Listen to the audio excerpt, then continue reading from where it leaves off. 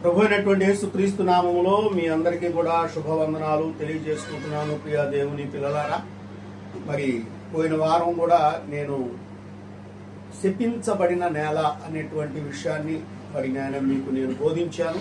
ఈరోజు కూడా అదే వాక్యాన్ని కంటిన్యూషన్గా మనం వెళ్తూ ఉన్నాం. ఈ శపింపబడినటువంటి నేల మనము చూసినట్లయితే, శపించబడినటువంటి ఆ నేలను ఏ విధముగా మనము వృద్ధిలోనికి తెచ్చుకోవాలి అనేదే ఇప్పుడు మనకున్నటువంటి పాయింట్. ఆ వృద్ధిలోనికి తేవడానికి మనం అందరము కూడా ఏ విధముగా మనం ముందుకు కొనసాగబడాలి, ఏ విధంగా ఆ యొక్క వృద్ధిని మనము మహావృద్ధి చేసుకొనుచు లోకములో వర్ధిల్లుచు దేవునిలో మనము ఆశీర్వదించబడుతూ దేవుని యొక్క రాజ్యానికి మనము వారసత్వాన్ని ఏ విధముగా పొందుకోవాలో ఈ యొక్క శపింపబడినటువంటి ఈ నేల ద్వారా మనం నేర్చుకోగలుగుతాం. ఈరోజు దేవునికి స్తోత్రము కలుగునుగాక. ఇక్కడ మనం చూసినట్లయితే ఈ యొక్క శపింపబడినటువంటి ఈ యొక్క నేలలో మనము ఏ విధముగా శపించబడ్డాము అనేటువంటిది పోయిన వారం నేను ఒక క్లారిటీ ఇచ్చాను. అయితే ఈ శపించబడినటువంటి ఈ యొక్క నేలలో పుట్టిన మనుషులు ఏ విధముగా అంచెలంచెలుగా వారి యొక్క పాప మరణముల నుండి ఎలాగూ విడుదల పొందుతున్నారు. పాప మరణముల నుండి విడుదల పొందటం చాలా ముఖ్యమైనటువంటి అంశం. ఇది మనం గుర్తుపెట్టుకోవాల్సినటువంటి విషయం. దేవునికి స్తోత్రము కలుగునుగాక. అందుకని ఇక్కడ మనం చూస్తే హోషేయ గ్రంథములో మీకు ఒక విషయాన్ని నేను తెలియజేస్తాను. ప్రియ దేవుని పిల్లలారా, హోషేయ గ్రంథము 6వ అధ్యాయము 7వ వచనములో నుండి మనము చూసినట్లయితే ఇక్కడ ఒక ఆదాము నిబంధన మీరినట్లుగా వారు నా ఎడల విశ్వాసఘాతకులై నా నిబంధనను మీరి ఉన్నారు. ఇక్కడ నిబంధన, ఇక్కడ మనం గుర్తుపెట్టుకోవాలి. శపింపబడినటువంటి నేల, శపింపబడినటువంటి ఆ యొక్క నేలలో నుండి బయటికి వచ్చిన తర్వాత ముండ్ల తుప్పలతో నింపబడినటువంటి నేలను చదును చేసి తన ఆహారాన్ని వృద్ధి చేసుకున్నటువంటి మానవుడు ఆదాము అక్కడ నిబంధనను మీరాడు. ఆదాము ఏ నిబంధన మీరాడు? దేవుని నోటి మాటగా వచ్చినటువంటి నిబంధన మీరిన వాడై ఉన్నాడు. ఇక్కడ మనం చూస్తే మన దగ్గరకు దేవుని యొక్క చేతి వ్రాతతో వచ్చిన ధర్మశాస్త్రం మనకు వచ్చింది. ఈ నిబంధనను కూడా మనం మీరుతున్నాం. ఇక్కడికి అక్కడికి ఉన్నటువంటి ఒక డిఫరెన్స్ ను మనం జాగ్రత్తగా చూస్తే, దేవుని నోటి మాట, ముఖాముఖిగా మాట్లాడిన మాటనే మీరిన మానవుడు ఇక్కడ ధర్మశాస్త్రమును అనుగ్రహించి ఉండగా ధర్మశాస్త్రమును కూడా మీరినటువంటి మానవుడు. ఈ ఇద్దరి మానవుల యొక్క విధానాన్ని మనం ఇప్పుడు చూస్తూ ఉన్నాం. ప్రియ దేవుని పిల్లలారా, దేవునికి స్తోత్ర. ఇక్కడ అందుకని మనకు రోమాపత్రికలోకి వచ్చేసేసిన తర్వాత దేవుడు ఒక చక్కని విషయాన్ని దేవుడు మనకు తెలియజేస్తున్నాడు. ఇక్కడ దేవుడు 2 విభాగాలు చేశాడు. ఏ విభాగాలు? మొదటి మనుషుడు, తర్వాత మనుషుడు. మొదటి మనుషుడు ఎలా? నేల నుండి పుట్టినవాడు. రెండవ మనుషుడు పై నుండి వచ్చినవాడు. ఈ ఇద్దరి యొక్క వ్యత్యాసాలు దేవుడు మనకు చాలా తేటతెల్లంగా తెలియజేస్తా ఉన్నాడు. చూడండి, ఇక్కడ రోమీలకు రాసినటువంటి పత్రిక 5వ అధ్యాయము 12వ వచనములో నుండి కొద్దిగా కొంచెం కిందకి వెళ్తా ఉన్నాం మనం. అక్కడ మనం చూసినట్లయితే రోమీలకు రాసిన పత్రిక 5వ అధ్యాయము 12వ వచనములో నుండి ఇట్లుండగా ఒక మనుషుని ద్వారా పాపము ద్వారా మరణమును లోకములో ఎలాగూ ప్రవేశించునో మనుషులందరూ పాపము చేసినందున అలాగుననే మరణము అందరికీ సంప్రాప్తమాయను. అది అసలు ఇక్కడ మనం చూసినట్లయితే ఒక మనుషుని ద్వారా పాపము ద్వారా మరణము లోకములోనికి ఎలాగూ ప్రవేశించను. ఒక మనుషుని ద్వారా ఏమొచ్చిందంట? పాపం వచ్చిందంట. ఒక మనుషుని ద్వారా పాపం లోకంలోకి వచ్చేసేసింది. పాపము ద్వారా మరణం కూడా వచ్చేసేసిందంట. అంటే ఈ రెండింటిని దేవుడు ఏం చేశాడు అనంటే మరుగుపరిచి ఉన్నాడు. ఏదేను తోటలో ఆ యొక్క ఆదామును సృష్టించిన తర్వాత దేవుడు వాటిని మరుగుపరిచాడు. పాపము లేదు, మరణము లేదు. మనుషుడు తనకు తానుగా అలాగ వెళ్ళిపోతా ఉన్నాడు. ఎంతో హ్యాపీగా గడిచిపోతుంది అక్కడ. అయితే ఒక మనుషుని ద్వారా పాపం బయటికి వచ్చింది. ఒక మనుషుని ద్వారానే మరణం కూడా భూమి మీద ఏలుబడి చేస్తూ ఉంది. ఇక్కడ చూసినట్లయితే మనం బైబిల్ గ్రంథంలో మాట్లాడుకుంటున్నప్పుడు ఆజ్ఞ అతిక్రమమే పాపము అంటాడు. యాకోబు పత్రికలో మనం చదివినప్పుడు అంటాడు ఆజ్ఞ అతిక్రమమే పాపం. ఆజ్ఞ అతిక్రమమే పాపము అని చెప్తున్నాడు ఇక్కడ. ఆజ్ఞను అతిక్రమించినటువంటి ఎప్పుడైతే అతిక్రమించి ఆ పండును తిన్నారో అప్పుడే పాపం వచ్చేసేసింది. ఎప్పుడైతే ఆ పండును తిన్నారో మరణము భూమి మీద ఏలుబడి చేయడానికి సిద్ధమైపోయింది. ఒకటి ఆజ్ఞ అతిక్రమం, వద్దన్న పండును తీసుకోవడం పాపము. రెండవది తినడం మరణం. ఈ రెండు విషయాల్ని మనం జాగ్రత్తగా చూసినప్పుడు ఆజ్ఞ అతిక్రమము పాపం. మొదటిగా మనం జాగ్రత్తగా గమనిస్తే ఇక్కడ ఆ యొక్క పండును పట్టుకున్న వారెవరో, తీసిన వారెవరో మనం చూసినప్పుడు అవ్వ ఆ యొక్క చెట్టు నుండి ఆ యొక్క పండును చేత్తో పట్టుకుంది.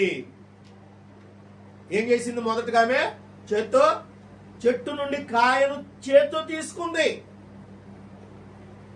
రెండోది ఆ పండును ఆమె తినేసింది. దేవునికి స్తోత్రం. ఒకటి పాపం లోకానికి రావడానికి, రెండు మరణం భూమి మీద ఏలుబడి చేయటానికి, రెండింటికి కారకురాలు ఆమె.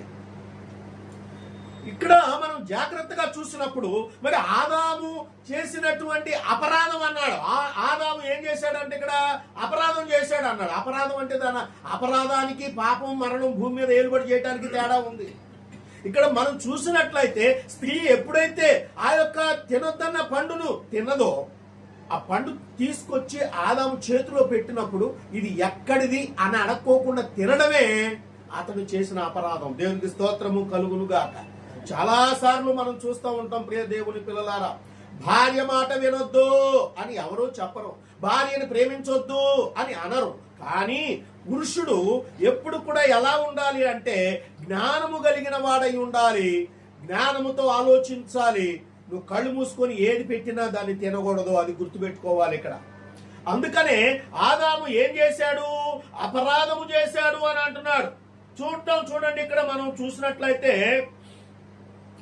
ఆదాము అతిక్రమము అంటాడు. ఇక్కడ 11వ వచనం చదువుదాం. చూడండి ఇక్కడ, ఏలయనగా ధర్మశాస్త్రము వచ్చిన కనుక పాపము లోకములో ఉండెను గాని ధర్మశాస్త్రము లేనప్పుడు పాపము ఆరోపింపబడదు. ఇక్కడ ఒక చక్కని మాట. ధర్మశాస్త్రం వచ్చేంత వరకు కూడా పాపము ఆరోపించబడింది కాదు, అది ఆరోపణ కాదు. నీ వల్లే పాపం అనేటువంటిది లేదు ఇక్కడ. ధర్మశాస్త్రం ఎప్పుడైతే వచ్చిందో పాపము ఆరోపింపబడటానికి కారణమైంది. ధర్మశాస్త్రం రాకముందు పాపం ఆరోపించబడదు. అయినా కూడా 14వ వచనం, అయినను ఆదాము చేసిన అతిక్రమమును కోరి పాపము చేయని వారి మీద కూడా ఆదాము మొదలుకొని మోషే పర్యంతము మరణము ఏలుబడి చేసిందట. దేవునికి స్తోత్ర. అసలు అతిక్రమించకపోయినా, ఏ పాపం చేయకపోయినా వాళ్ళ మీద కూడా మరణం అధికారం జలాయించిందట. అది భూమిని ఏలుబడి చేస్తా ఉందట. ప్రియమైనటువంటి దేవుని పిల్లలారా, ఇక్కడ మనం చూసినట్లయితే మనం ఏ పాపం చేయకపోయినా అది మనల్ని వెంటాడుతూనే ఉంది. మనం ఒక్కొక్కసారి అంటాం, మనం పంట పొలాలు వేసినప్పుడు ఆ పంట పొలంలో పంట పండకపోతే నేనేం పాపం చేశాను, ఏం నేరం చేశాను అని. నువ్వు ఏ పాపము చేయకపోయినా మొదటి పాపము మనల్ని వెంటాడుతూనే ఉంటది దేవుని పిల్లలారా. అందుకని ఆయన అంటాడు, తల్లిదండ్రులు చేసిన పాపము 3-4 తరాలు వారి మీద వేస్తాను అని. ఆ యొక్క విషయాన్ని మనం చూస్తే ఆనాడు నేల శపించబడింది, ఈనాడు శపింపబడిన నేలను వృద్ధిలోనికి తెచ్చుకునే భాగ్యమును దేవుడు మనకిచ్చాడు. బాధ్యత కలిగి దానిని సాగు చేసి ఆ యొక్క నేలను వృద్ధిలోనికి తెచ్చుకునే బాధ్యతను దేవుడు మనకిచ్చాడు. చూడండి, ఇంకా కొంచెం కిందకెళ్తే 15వ వచనం, అయితే అపరాధము కలిగినట్లు కృపావరము కలగలేదు. అపరాధం కలిగినట్లు కృపావరాలు వచ్చేసినాయా? రాలేదండి. మరి ఎలాగ ఇప్పుడు?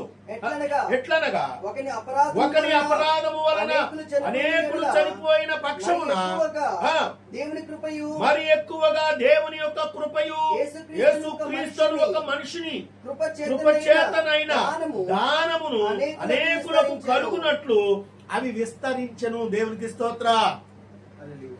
యేసుక్రీస్తు అనేటువంటి ఒక మనుషుని ద్వారా కృప విస్తరించిందంట భూమి మీద.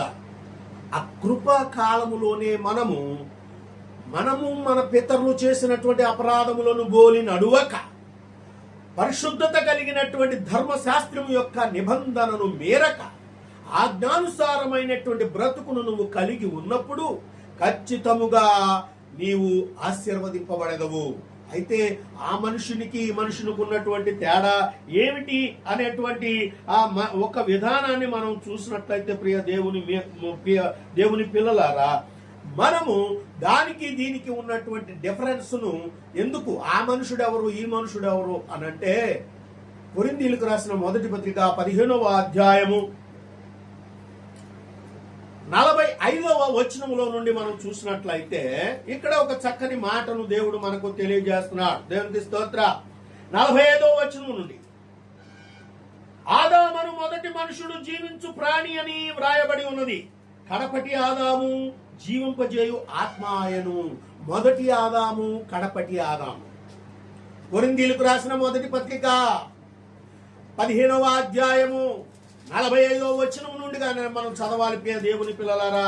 అయితే మొదటి ఆదాము కడపటి ఆదాము అన్నాడు ఇక్కడ. అంటే ఇక్కడ ఈయన పేరు కూడా ఆదాము అని ఆ యొక్క మనకి బోధింపబడుతూ ఉన్నది. ఆదాము అని ప్రచురింపబడింది, ఆదాము అని తెలియజేయబడింది.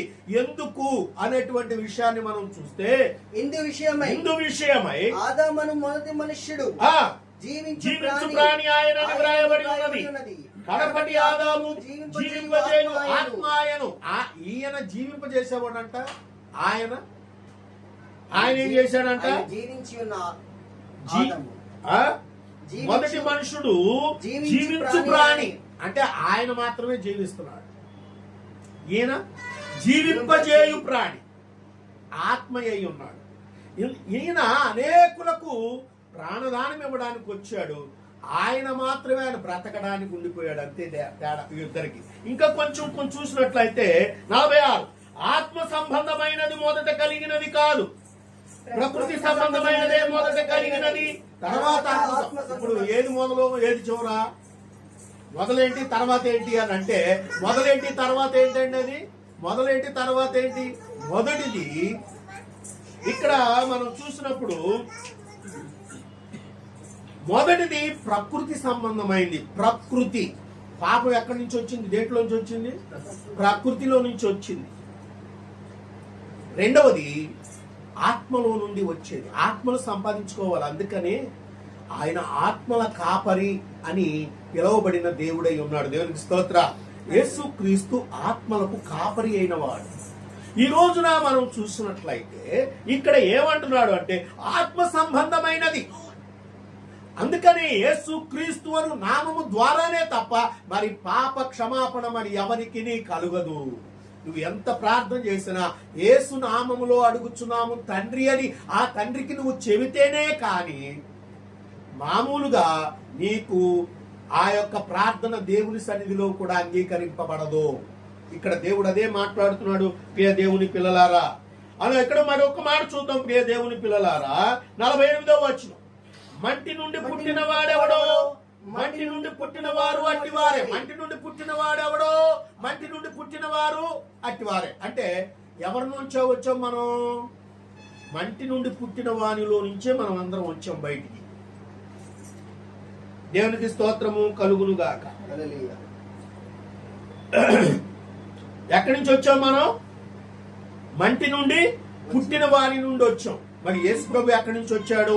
48వ వచనం చూద్దాం. ఇక్కడ 48 మట్టి నుండి పుట్టిన వాడెట్టివాడో మంటి నుండి పుట్టిన వారు అట్టివారే. పరలోక సంబంధి ఎట్టివాడో పరలోక సంబంధులను కూడా అట్టివారే. ఇక్కడ మంటి నుండి పుట్టిన వారు, రెండవది పరలోక సంబంధి అయిన వాడు. మరి ఈయన ఎక్కడి నుంచి ఎలా వచ్చాడు అని మనం చూస్తే 47వ వచనం మొదటి మనుష్యుడు భూ సంబంధి అయి మంటి నుండి పుట్టినవాడు రెండవ మనుషుడు పరలోకము నుండి వచ్చినవాడు. ఇక్కడ పుట్టినవాడు, అక్కడ వచ్చినవాడు. ఆయన పరలోకం నుండి భూలోకానికి వచ్చినటువంటి వాడై ఉన్నాడు. ఈయన శరీరధారిగా వచ్చాడు. ఆయన శరీరమును సృష్టింపబడిన వాడై ఉన్నాడు. మొదటి మనుషుడు శరీరమును సృష్టింపబడిన వాడు. రెండవ మనుషుడు శరీరధారిగా వచ్చినటువంటి వాడు. అంటే ఆత్మస్వరూపి అయిన దేవుడు మానవావతారిగా భూలోకములో జన్మించినటువంటి మనుషుని ద్వారా ఆత్మ చేత మనము ఈ రోజున బ్రతికింపబడుతున్నాము. మొదటి మనుషుడు శరీరము అనగా మట్టి నుండి పుట్టిన వాడై ఉండి మరణము మన లోకానికి పరిచయం చేసినటువంటి వాడు. రెండవ మనుషుడు ఆత్మరూపి అయిన వాడు మానవావతారిగా జన్మించి మనలను ఆ ఆత్మ చేత ఆ మరణములో నుండి మనలను విడిపించు వాడై ఉన్నాడు. దేవునికి స్తోత్రము కలుగును గాక. అందుకనే ఇక్కడ రెండు విషయాలను దేవుడు మనకు తెలియజేస్తున్నాడు. అందుకని ఇక్కడ ఏమంటాడంటే, మరియు మనము మంటి నుండి పుట్టిన వాని పోలికను ధరించిన ప్రకారము పరలోక సంబంధి పోలికను ధరింతుము. అక్కడ మన రూపాలన్నీ కూడా ఎవరి అంటే మంటి నుండి పుట్టినటువంటి ఆదాము రూపంతోనే ఉన్నాము. ఇప్పుడు మనం ఏం ధరించుకోవాలంటున్నాడు? పరలోక సంబంధి అయినటువంటి రూపమును అనగా ఆత్మ రూపమును మనం ధరించుకోవాలి. దేవునికి స్తోత్ర. అప్పుడే శపింపబడినటువంటి నేల పరిశుద్ధముగా మారబోతుంది. ఆమేన్. అందుకే ఇక్కడ ప్రియ దేవుని పిల్లలారా, ఇక్కడ మనం చూసినట్లయితే అద్భుతమైనటువంటి దేవుని యొక్క వాక్యము దేవుడు మనతో మాట్లాడుతున్నాడు. మరి ఈ రోజున యేసుక్రీస్తు వచ్చిన తరువాత వచ్చిన దనుక అంటాడు. అక్కడ వచ్చిన దనుక మరి మనమందరము కూడా ఏమై ఉన్నాము? ఈ రోజున ఆత్మను పొందుకున్న వారమై ఉన్నామా, లేక ఆదాము వలె శరీరము చేతనే భూలోకములో మనం ప్రయాణము చేయుచున్నామా? ఎలా ఉన్నాము ఈ రోజున అనేదే ముందు మనం గుర్తుపెట్టుకోవాలి ప్రియ దేవుని పిల్లలారా. ఇక్కడ మనం చూస్తే ఎలా ఉన్నాము ఈ రోజున చూద్దాం. చూడండి, బైబిల్ గ్రంథములో మీకు ఒక విషయాన్ని తెలియజేస్తాను. ఇర్మియా గ్రంథము 32వ అధ్యాయం. ఇర్మియా గ్రంథము 32వ అధ్యాయం. క్షమించండి, 23వ అధ్యాయము 11వ వచనములో నుండి. 23వ అధ్యాయము.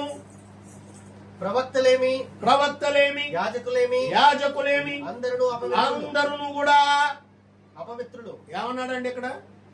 పవిత్రులేంటి? ప్రవక్తలేమి యాజకులేంటి? అందరూ కూడా అపవిత్రులే. దేవునికి స్తోత్రం కలుగును గాక. హల్లెలూయా. పవిత్రులు ఎవరైనా ఉన్నారా అంటే ఎవరు లేరంట. పవిత్రులు లేరు, అందరూ అపవిత్రులే. మనం అనుకుంటున్నాం, ఇక్కడ నిలబడి వాక్యం చెప్తున్నా నేను అనుకుంటున్నాను, అయ్యో నేను చాలా పవిత్రుని అనుకుంటున్నాను. పవిత్రత లేదు. ప్రియమైన దేవుని పిల్లలారా, నువ్వు పవిత్రుడిగా ఎప్పుడు మారుతున్నావో తెలుసా? నీలో ఉన్నటువంటి కామ, క్రోధ, లోభ, మోహ, మద, మత్సరములన్నిటినీ కూడా తొలగించుకొని పరిశుద్ధత కలిగినటువంటి దేవుని ఆత్మతో నింపబడినప్పుడు మాత్రమే నువ్వు పవిత్రుడిగా మారబోతున్నావు. పవిత్రుడిగా మారతావు, కానీ పవిత్రుడు కానేరవు. పవిత్రుడిగా మారతావు అని అంటాడు. పవిత్రతగా మారిన తర్వాత పరిశుద్ధుని యొక్క పిలుపుతో నువ్వు ఎత్తబడినప్పుడు మాత్రమే నువ్వు పవిత్రుడు అవుతావు. అప్పటి వరకు కూడా అపరాధముల చేతనే మనం ఉంటూ ఉంటాం. ఇక్కడ అపవిత్రతలోనే ఉంటాం. అది గుర్తుపెట్టుకోవాలి. ఇక్కడ ప్రియమైన దేవుని పిల్లలారా, దేవుని యొక్క ఆత్మతో నింపబడాలి. మనము మన యొక్క శరీరములో ఉన్నటువంటి కామము, క్రోధము, లోభము, మోహము, మదము, మత్సరము అని వాటిని నువ్వు మొత్తాన్ని తొలగించుకున్నప్పుడే ఖచ్చితముగా నీవు పవిత్రుడిగా మారబోతున్నావు. అందుకని అన్నీ అంటాడు, అందరూ కూడా అపవిత్రులే అన్నాడు. అందరూ అపవిత్రులే. ఇందులో నేను నువ్వు అనే భేదము లేదు. మరి అపవిత్రులు పవిత్రులుగా మారాలి. అందుకని ఇంకో కొంచెం కిందకి చదువుదాం. అక్కడ నా మందిరములో వారి చెడుతనము నాకు కనబడెను. ఇదే యెహోవా వాక్కు. దేవుని మందిరములోనే ఏం కనపడుతుందంటే దేవునికి చెడుతనం కనపడుతుందంట. మందిరములోనే చెడుతనం. మందిరములో ఏం చెడుతనం కనపడుతుంది? దేవునికి వక్రబోధలు చేయటం కనపడుతుంది. స్వప్రయోజనము చేత నువ్వు బోధించు వాక్యము కనపడుతుంది. స్వప్రయోజనము చేత నువ్వు వింటున్న వాక్యం కనపడుతుంది. స్వప్రయోజనము చేత నువ్వు చేస్తున్న ప్రార్థన కనపడుతుంది. ఓ ప్రియ దేవుని పిల్లలారా, దేవుని యొక్క సన్నిధికి వచ్చు వారు స్వప్రయోజనమును ఆశించక దేవుని యొక్క రాజ్యము నిమిత్తము తమ్మును తాము దేవునికి సమర్పించుకున్న వారై ఉండాలని దేవుని యొక్క వాక్యము మనతో మాట్లాడుతుంది. కానీ మీరందరూ స్వప్రయోజనమును ఆశించియే దేవుని మందిరములోనికి వస్తున్నారు. అందుకే దేవునికి మీ యొక్క చెడుతనము కనబడుతుంది. దేవునికి స్తోత్రము కలుగును గాక. మీ చెడుతనము ఆ విధముగా కనిపించటం వలన దేవునికి కోపము కలుగుతుంది. ప్రియ దేవుని పిల్లలారా, దేవునికి స్తోత్రము కలుగును గాక. హల్లెలూయా. అందరూ అపవిత్రులే. ఈ రోజున మనం ఏం చేయాలి? అందరము కూడా అపవిత్రత నుంచి పవిత్రతలోకి మారాలని దేవుడు మనతో మాట్లాడుతున్నాడు. పవిత్రత కలిగిన మనుషులముగా మనము జీవించాలి. పవిత్రత లేకపోతే మన జీవితంలో మనం ఎన్నడూ కూడా మనము పరిశుద్ధులుగా మారలేము. దేవునికి స్తోత్ర. హల్లెలూయా. కనుక దేవుని పిల్లలారా, మీరు పవిత్రులుగా మారాలని దేవుడు కోరుకుంటున్నాడు. మరి ఈ యొక్క పవిత్రతను మనం పొందుకోలేకపోవడానికి కారణం ఏంటో తెలుసండి? అసలు ఎందుకు పవిత్రతను మనం పొందుకోలేకపోతున్నాం అని అంటే, మన బాల్యకాలం నుండే అది జీర్ణించుకుపోయిందంట మన శరీరాల్లో. బాల్యకాలం నుండే మన శరీరాల్లో జీర్ణించుకుపోయిందట. చూడండి, ఇప్పుడు చూద్దాం 32వ అధ్యాయం, ఇర్మియా గ్రంథం 32వ అధ్యాయము 30వ వచనములో నుండి మనం చూసినట్లయితే, ప్రియ దేవుని పిల్లలారా, ఏలయనగా ఇశ్రాయేలు వారును యూదా వారును తమ భార్యను మొదలుకొని నా ఎదుట చెడుతనము చేస్తూనే వచ్చుచున్నారు. తమ చేతుల క్రియల వలన నాకు కోపమే పుట్టించుచున్నారు. ఇదే యెహోవా వాక్కు. ఎప్పటి నుంచి చేస్తున్నాం మనం చెడుతనాన్ని? చెడుతనం ఎప్పటి నుంచి చేస్తున్నాం మనం? బాల్య దినాలలో నుండే అది మన శరీరములో జీర్ణించుకుపోయి ఉన్నది. మన యొక్క శరీరముతో అది కూడా ఒక భాగమై ఉన్నది. ప్రియమైన దేవుని పిల్లలారా, నీవు ఒక విత్తనం వేస్తున్నావు. ఆ యొక్క విత్తనము బాగా ఫలాభివృద్ధి నొందాలి అని అంటే, నీవు వేసే విత్తనము నీలో నుండి పుట్టుచున్నటువంటి ఆ యొక్క విత్తనము పవిత్రమైన విత్తనము వలె రావాలి బయటికి. దేవునికి స్తోత్రము కలుగును గాక. ఏ విత్తనంలో రావాలి? పవిత్రమైన విత్తనంలో రావాలి. కానీ మన దగ్గర పవిత్రత లేదు కదా. నీవు కనే పిల్లలు పవిత్రులుగా రావాలి బయటికి. వస్తున్నారా? లేదు. మనలో ఏమున్నాయి? కపటంతో బిడ్డలను కంటున్నాం మనం. దేంతో కంటున్నాం మనం? కపటముతో బిడ్డలను కంటున్నాం. కపటంతోనే బిడ్డలను కంటున్నాం. బాగా కోటీశ్వరుడైనటువంటి ఓ కోట్లకు అధిపతి కలిగినటువంటి ఒక ఇంటికి కోడలుగా వచ్చింది ఒక ఆమె. కోట్ల రూపాయల ఆస్తి ఉంది. ఆ యొక్క ఆస్తిని నేను సంపాదించాలంటే ఏం చేయాలి? ఇప్పుడు కపటముతో బిడ్డలను కంటుంది. ఏం చేస్తుంది ఇప్పుడు ఆమె? కపటంతో ఎలాగంటుంది అంటే, నేను ఒక మగ బిడ్డను కన్నట్లయితే ఆ బిడ్డ ద్వారా ఈ ఆస్తి మొత్తం నాదే. మనసులో అనుకుంటుంది. ఎక్కడ అనుకుంటుంది? మనసు. ఒక కుమారుడు అనుకుంటున్నాడు, కపటంతో బిడ్డలాగా అంటున్నాడు, నేను మగ బిడ్డను కంటే నా తండ్రి ఆస్తి యావత్తు కూడా నా బిడ్డకే వస్తుంది అనుకుంటున్నాడు. అంటే ఆ కుమారుడు ఏమని ఆలోచిస్తున్నాడు? కపటము ఆలోచిస్తున్నాడు. దేవుని పిల్లలారా, ఈ లోక సంపాదన కొరకు, లోక ఆస్తుల కొరకు మనం కపటమును మన మనసులో ఉంచుకొనకూడదు. దేవుడు నీకు ఏ విధముగా ఇవ్వాలో అవన్నీ కూడా దేవుడు నీకు ఇస్తాడు. దేవునికి స్తోత్రం కలుగునుగాక. దేవుడు ఇస్తాడు అనేటువంటి ఆ యొక్క ఆలోచన నీలో ఉండాలి. అది నీలో లేకపోవటం వలన బాల్యకాలము నుండియే చెడుతనమును అభ్యసించు వారై ఉన్నారు మీరు. అలా చెడుతనమును మీరు అభ్యసిస్తున్నటువంటి వారే కనుక అది జీర్ణించుకుపోయినటువంటి నీ శరీరంలో నీవుగా పరిశుద్ధుడవు కాలేవు. దేవునికి స్తోత్ర. హల్లెలూయా. హల్లెలూయా. మనం పరిశుద్ధులు అవ్వగలమా? లేదు. మరి మనం ఆ జల్లే విత్తనాలు కూడా ఎలా జల్లుతున్నావు? నీవు విత్తనాలు ఎలా జల్లుతున్నావు? ఈ రోజున కపటముతోనే జల్లుతున్నావు. కపటముతోనే నీ స్వార్థం కోసం దేవుని యొక్క వాక్యాన్ని నీకు మాత్రమే ఆపాదించుకొని ఆ వాక్యము ప్రకారముగా మనం జీవించాలని వాక్యమును అపార్థము చేయించు వచ్చుచున్నావు. అందుకనే ఆ కపటమును విన్నవారు కపటమునే కందురు. ఆమేన్. కపటమును విన్నవారు కపటమునే కందురు. యథార్థముగా విత్తువాడు యథార్థమైన పంటను కోసుకొని వస్తాడు. దేవునికి స్తోత్రము కలుగునుగాక. యథార్థత కలిగినటువంటి బిడ్డలముగా మనము జీవించాలి. ఇక్కడ అందుకనే మనలో ఏమి లేదు, యథార్థత లేదు కనుకనే అందరూ అపవిత్రులై ఉన్నారు. యాజకులేమి, ప్రవక్తలేమి, సమస్తమైన వారును అపవిత్రులే అన్నారు. అందుకని ఆయన అంటున్నాడు, నా మందిరములో చెడుతనమే కనపడుతుంది అంటున్నాడు. దేవుని సన్నిధిలో ఉన్నవారు అందరూ కూడా చెడు ఆలోచనలతోనే ఉన్నారు. అది దేవునికి తెలుస్తుంది కదా.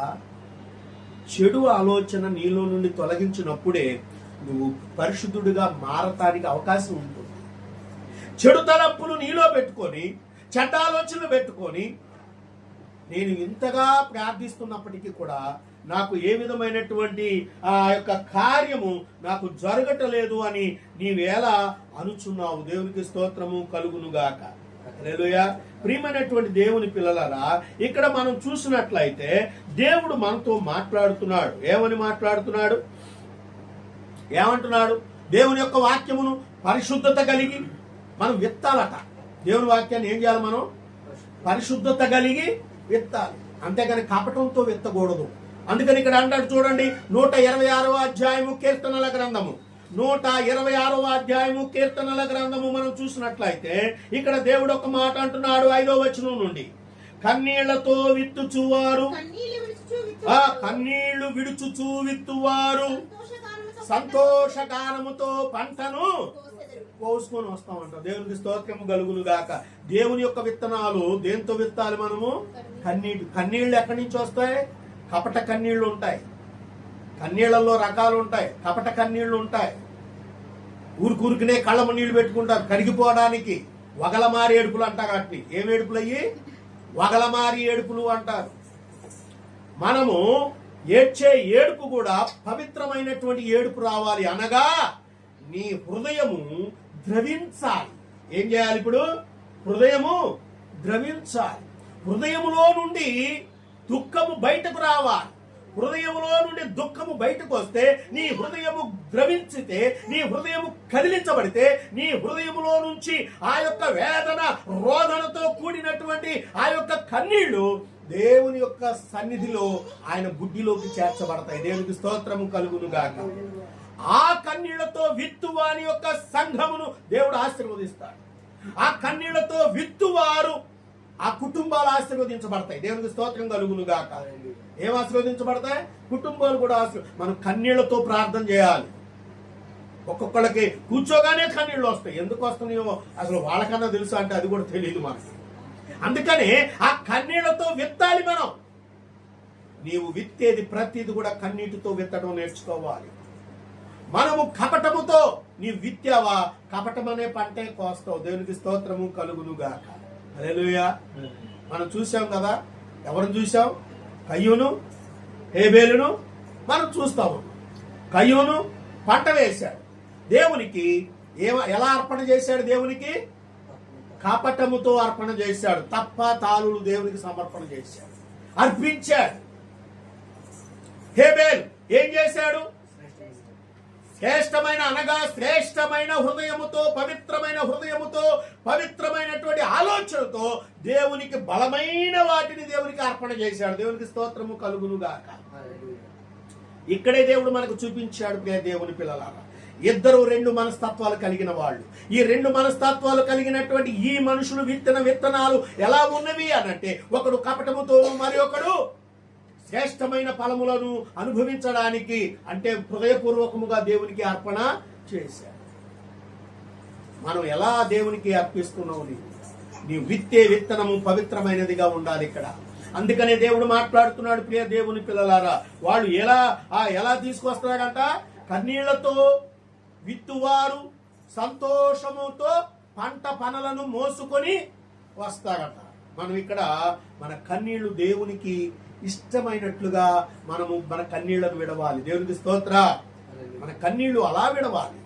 అందుకనే దేవుడు మాట్లాడుతున్నాడు, నీవు వాళ్ళు బాల్యకాలము నుండి కూడా ఏం చేస్తున్నారంట? చెడుతనము చేయించునే వచ్చుతున్నారు. దేవునికి స్తోత్ర. ఏమండి, మనం ఇంతగా చేస్తూ ఉన్నాము, దేవుని యొక్క కృపలో మనం ముందుకు వెళుతున్నాము. ఆ చెడిపోయినటువంటి ఆ నేలను బాగు చేసుకునే బాధ్యత దేవుడు మనకు అప్పగించాడు. కానీ మనము దాన్ని చదువు చేసేటప్పుడు కూడా ఎలా చేస్తున్నామంట? మనం ఎలా చేస్తున్నాం? కపటముతోనే చదువు చేస్తున్నాం అంట. నిజంగా పంట అనుభవించాలని చదువు చేయట్లా. చూడండి, ఇక్కడ ఒక మాట చూపిస్తాను మీకు. యెహెజ్కేలు గ్రంథము 8వ అధ్యాయము 17వ వచనములో నుండి. అప్పుడు ఆయన నాతో ఇట్లా నేను నరపుత్రుడా నీవు చూచితివే యూదావారు ఇక్కడ ఇట్టి హేయ కృత్యములు జరిగించుట చాలదా? వారు దేశమును బలాత్కారముతో నింపుచు నాకు కోపము పుట్టించుదురు. తీగ ముక్కునకు పెట్టుకొని మరి ఎక్కువగా నాకు కోపము. దేవునికి ఏం చేస్తున్నామంట మనం? దేవునికి మరి ఎక్కువైన కోపాన్ని పుట్టిస్తున్నాం. ఎందుకు కోపం దేవునికి అంతగా రగులుకుంటుంది? అసలు ఈ భూమి ఎందుకు చెడిపోయింది? ఆనాటి కాలం నుండి ఈనాటి వరకు కూడా ఎవరి ద్వారా ఆ సంసారాలు అంటే ఆ కుటుంబాలు ఎవరి ద్వారా పాడవుతున్నాయి? ఎవరి ద్వారా? స్త్రీల ద్వారానే కుటుంబాలు పాడైపోతున్నాయి. ఎవరి ద్వారా పాడవుతున్నాయి? ఏంటండి, అందరూ అట్టాగే ఉంటారా అనుకుంటున్నాం. అవును, ఎందుకంటే స్త్రీలు ఏం చేస్తున్నారంట? వీళ్ళు ఏం చేశారంట? ఈ ముక్కుకి బెజ్జం పెట్టారంట. ఏం పెట్టారు? బెజ్జం పెట్టారు. బెజ్జం పెట్టడం తప్ప రైటా అంటే దేవుడు అంటున్నాడు అది తప్పే అన్నాడు. దేవుడు ఏమంటున్నాడు? తప్పు అన్నాడు. ఎందుకంటే వాని నాసికారంధ్రములో జీవవాయువును ఊదగా నరుడు జీవాత్మ ఆయను. వాని నాసికారంధ్రము, నాసిక అంటే ముక్కు. ఈ ముక్కులో దేవుని నోటితో మనకు జీవవాయువును ఊదాడు. మొదటగా నోరు పెట్టింది ఎక్కడ పెట్టాడు దేవుడు? ముక్కు మీద పెట్టాడు. జీవవాయువు, ఆయనలో నుండి వచ్చే వాయువు నీ యొక్క శరీరంలోనికి వెళ్ళి నువ్వు జీవాత్మగా మారడానికి కారణమైనటువంటి ఆ యొక్క ముక్కుని ఏం చేస్తున్నాం మనం? బెజ్జాలు పెట్టాం. బెజ్జం పెడితే ఏమైందంటే వాళ్ళ ద్వారా మళ్ళీ ఏమైపోయింది? చెడిపోయిన నేల బాగుపడుతుందా? బాగుపడట్లా, ఇంకా చెడిపోతుందంట. అది దేవునికి కోపం పుట్టిస్తున్నాం మనం. ప్రియమైనటువంటి దేవుని పిల్లలారా, మనము దేవునికి కోపము పుట్టించు వారిగా ఉండకూడదు. దేవునికి మనము కోపం పుట్టిస్తున్నాం. ఆయన ఏమంటున్నాడు? చదవండి, అక్కడ మరొక అక్కడే ఉంది, అక్కడ మాట మళ్ళీ 17వ వచనం మరి చదవండి.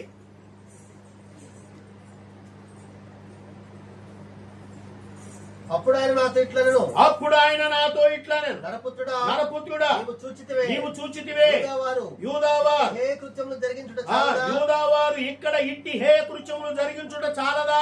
వారు దేశమును బలాత్కారముతో నింపుచు నాకు కోపము పుట్టించుదు. ద్రాక్ష తీగ ముక్కుకు పెట్టుకొని మరి ఎక్కువగా నాకు కోపము పుట్టించుదురు. కాబట్టి కటాక్షము లేకయు కనికరము చూపకయు నేను నా క్రోధమును అగుపరిచి వారు నా చెవులలో ఎంత బిగ్గరగా మొరపెట్టినాను వారి ప్రార్థన నేను ఆలకింపను అన్నాడు. దేవునికి స్తోత్రము కలుగును గాక. అది అసలు విషయం అక్కడ జరుగుతుంది. అందుకే దేవుని యొక్క కోపము రౌలుకుంటుంది. మనం దేవుడిచ్చినటువంటి శరీరానికి మనం బొక్కలు పెట్టుకునే అధికారం దేవుడు మనకి ఇవ్వాలి. దేవునికి స్తోత్రం కలుగును గాక. హల్లెలూయా.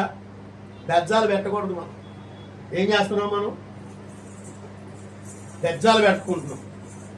దేవునికి స్తోత్ర. అందువల్ల ఏం జరుగుతుందంట?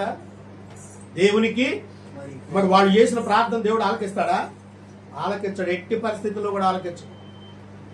ఏమండి, మరి నేను యేసు ప్రభువుని నమ్ముకోలేదండి, అప్పుడు నాకు తెలియదండి, మరి నేను అప్పుడెప్పుడో మరి నేను లోకానుసారంగా బ్రతికేటప్పుడు నా తల్లిదండ్రులకు గుర్తించారండి, మరి అప్పుడు నా పరిస్థితి ఏంటి అంటే ఇక్కడ దేవుడు ఒక మాట్లాడుతున్నాడు. ఏమంటే తెలిసి చేసింది పాపము, తెలియక చేసింది అపరాధం. తెలియక చేసింది అపరాధం, తెలిసి చేసింది. ఇప్పుడు తెలిసి చేస్తున్నాము కదా. దేవుని వాక్యం తెలుసు కదా. తెలిసి చేసినటువంటి వాళ్ళది పాపం. ఆ తర్వాత అయ్యా అయ్యా అయ్యా అయ్యా నన్ను క్షమించు అంటే కూడా క్షమాపణ దొరకదు నీకు. వాళ్ళు తెలియక చేశారు. ఆనాటి కాలంలో జరిగింది, అది తెలియక జరిగింది. ఆ అపరాధమును దేవుడు క్షమిస్తాడు. దేవునికి స్తోత్రము కలుగును గాక. దేవునికి స్తోత్ర. అపరాధములను దేవుడు క్షమిస్తాడు. అపరాధాలను దేవుడు క్షమిస్తాడు. కానీ పాపమును దేవుడు క్షమించడు. అదే గుర్తుపెట్టుకోవాలి. ఇక్కడ పాపమునకు మనము బానిసలమైపోతున్నాం. ఏమైపోతున్నాం? మనం పాపమునకు బానిసలమవుతున్నాం. నీవు ఆ బానిసత్వంలో నుంచి నిన్ను విడిపించడానికే క్రీస్తు యేసు ఈ లోకములోనికి వచ్చి ఉన్నాడు. ఆ బానిసత్వంలో నుంచి నిన్ను విడిపించడానికే క్రీస్తు యేసు ఈ లోకంలోనికి వచ్చి ఉన్నాడు కనుక ఆయనను మాత్రమే మనం ఆశ్రయించాలి. అందుకే అన్నాడు మొదటి మనుషుడు కడపటి మనుషుడు అని.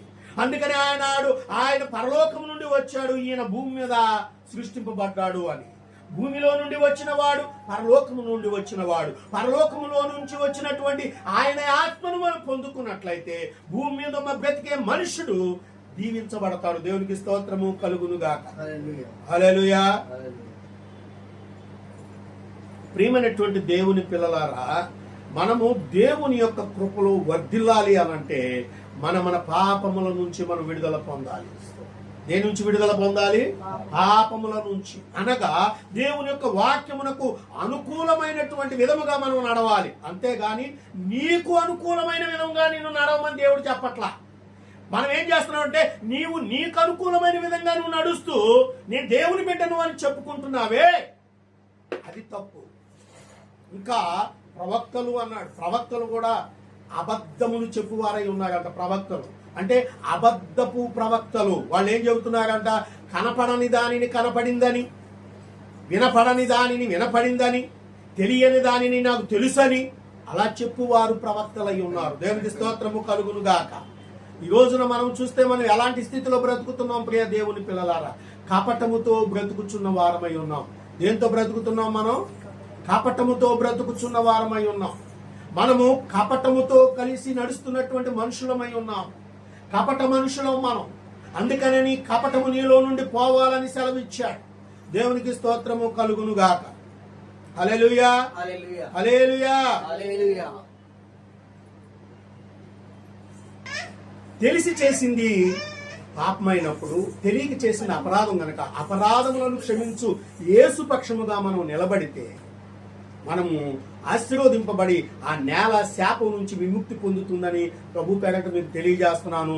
మరో వచ్చే వారం మరి ఆ మొత్తం కూడా ఏ విధముగా మనం దాన్ని చేసి మనం పవిత్రులుగా మారాలో ఆ విషయాన్ని నేను మీకు తెలియజేస్తానని ప్రభు పేరట మీకు తెలియజేస్తూ నా మాటలు ముగిస్తున్నాను.